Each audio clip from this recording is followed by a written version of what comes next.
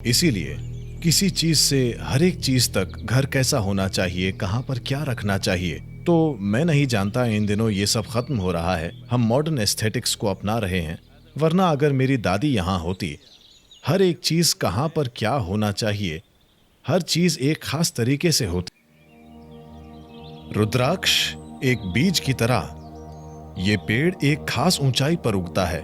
6,500 से लेकर 12,000 फीट की ऊंचाई पर रुद्राक्ष हिमालय क्षेत्र में उगता है और इसका बहुत खास स्पंदन होता है। अगर आप किसी चीज के ऊपर रुद्राक्ष को पकड़ें जिसकी पॉजिटिव प्रकृति है, तो ये अपने आप घड़ी की दिशा में घूमेगा। अगर आप इसे किसी नेगेटिव चीज के ऊपर पकड़ें तो ये घड़ी की उल्टी दिशा में घूमेगा। अगर आप इसे न्यूट्रल चीज के ऊपर पकड़ें तो ये एक पेंडुलम की तरह झूलेगा।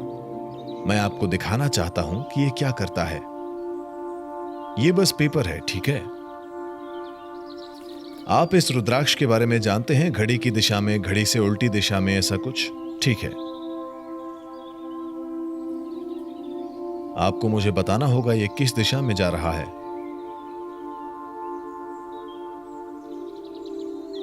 ये किस तरफ है? ये घड़ी की दिशा में है ना? अभी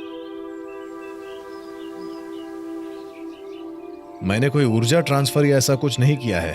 Okay. बस मरोड़ा है। अब देखिए,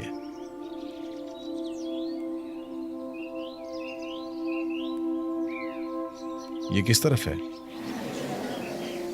तो मैं नहीं जानता कि उन्होंने आपको बताया कि नहीं। निश्चित ही आपके माता पिता ने आपको बताया होगा। अपने कपड़े अच्छे से घड़ी करके रखने चाहिए, अपना बिस्तर और चादर अच्छे से घड़ी करके रखना चाहिए। यह आपके जीवन में एक अंतर लाता है। इस देश में हमेशा हमें यह बोला गया, सुबह सोकर उठने के बाद अगर आपने अपना बिस्तर अच्छे से घड़ी करके नहीं रखा, तब शैतान आएंगे और उसके ऊपर नाचेंगे, प्रेत आएंगे और उसके ऊपर नाचेंगे। और जब आप अगले दिन उस तरह के बिस्तर पर सोने के लिए जाते हैं, यह आपके जीवन पर असर डालता है। और ये एक द्वंद्वात्मक तरीका है इसे व्यक्त करने का, और ये सच है। हम जिसे शैतान या प्रेत कहते हैं वो जीवन का नकारात्मक रूप है। हम जिसे दिव्य कहते हैं वो जीवन का सकारात्मक पहलू है। वो जो आपको सहारा देता है, आपको समृद्ध करता है, वो दिव्य है। जो आप पर नकारात्मक असर डालता है वो शैतान है। तो बस ये कागज, अगर आप बस इसे मरोड़ कर रख दें, ये ऊर्जा के नकारात्मक रूप को आकर्षित करता है। अगर आप इसे ठीक से फोल्ड करके रखते हैं, ये सकारात्मक हो जाता है। इसीलिए किसी चीज से हर एक चीज तक घर कैसा होना चाहिए, कहाँ पर क्या रखना चाहिए, तो मैं नहीं जानता इन दिनों ये सब खत्म हो रहा है। हम मॉडर्न एस्थेटिक्स को अपना रहे हैं। वरना अगर मेरी दादी यहाँ होती, हर एक चीज कहाँ पर क्या होना चाहिए, हर चीज एक खास तरीके से होती। अगर आप घर में जाएं तो शायद आप देखेंगे, अगर आपकी माँ एक पारंपरिक माहौल से आई हैं, अगर आप रसोई में जाएंगे, हमेशा नमक और इमली एक साथ रखे होंगे, कभी भी अलग नहीं होंगे। क्या आप ये जानते हैं? क्या ऐसा है? ये अभी तक कायम है। हाँ, ये सारी जागरूकता दुर्भाग्य से बस परंपरा बन गई। ये सुंदर है कि ये एक परंपरा बन गई, लेकिन लोगों को जरूरी समझ दिए बिना।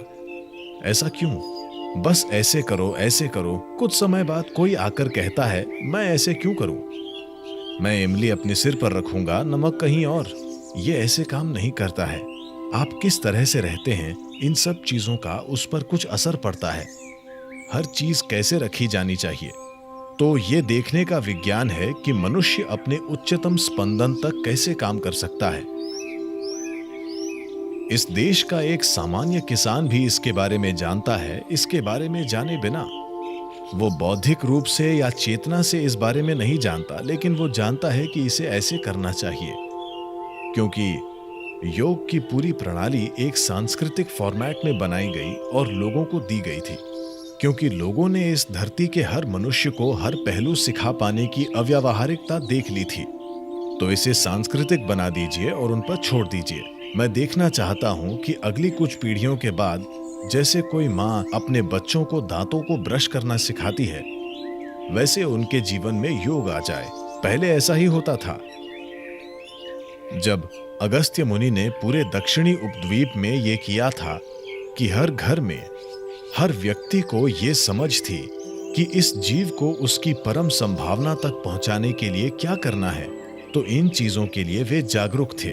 इस तरह की आसान चीजें आप में से कई लोग जो 6 महीनों से आसनों का अभ्यास कर रहे हैं, आप इसे अनुभव कर सकते हैं। आप 2 शर्ट लीजिए, ठीक है, दोनों धुली हुई साफ शर्ट्स, एक को गोल मोल कीजिए और इसे 3 दिन के लिए रखिए। दूसरी सफाई से फोल्ड करके वहां रखिए।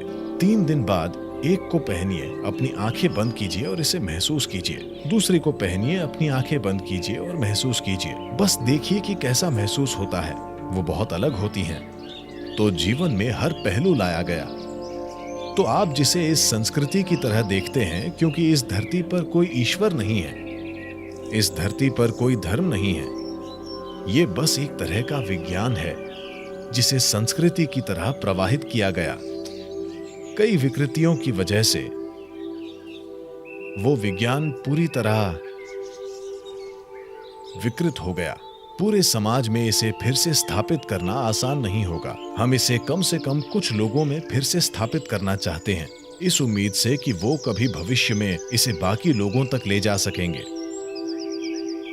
अगर हम ऐसे 1000 लोग बनाते हैं जो वाकई ग्रहण करें, समझें और उस तरह से रहें, मैं निश्चित ही मानता हूं कि ये 1000 लोग लाखों लोगों तक पहुंच सकते हैं। वो लाखों लोग कई लोगों के लिए ये कर सकते हैं और वो कई लोगों को तैयार कर सकते हैं जो इसे ग्रहण करने में सक्षम हों और ये सब किया जा सके।